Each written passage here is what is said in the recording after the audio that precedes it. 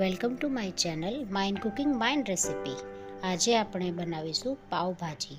તો તેના માટે મેં ટામેટાં, ફ્લાવર, બટાકા, કોબીજ બધું જ મેં બાફી લીધું છે એકસાથે, અને આદું અને લસણની પેસ્ટ બનાવી છે. આમાં આપણે કાંદાનો ઉપયોગ કરીશું નહીં, ફક્ત આદું અને લસણની પેસ્ટથી જ આપણે આ પાવભાજી બનાવીશું. તો સૌપ્રથમ એક કડાઈમાં તેલ ગરમ કરવું.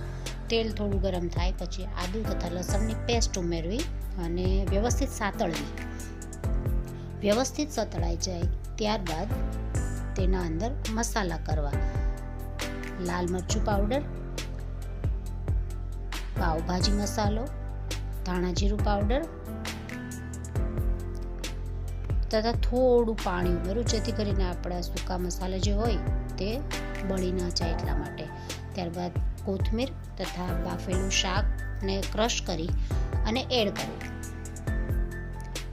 આપણે ટમેટાં બાફવામાં જ ઉમેરેલા છે, તેથી ટમેટાની કોઈ અલગથી પેસ્ટ કરવાની જરૂર નથી. ત્યારબાદ થોડા કેપ્સિકમ ઉમેરવા, બાફેલા વટાણા ઉમેરવા. મેં અહીંયા વટાણાને અલગથી બાફીને ઉમેરેલા છે. વ્યવસ્થિત રીતે ઉપર તેલ આવી જાય ત્યાં સુધી ચડવા દેવું. તો તૈયાર છે આપણી પાવભાજી.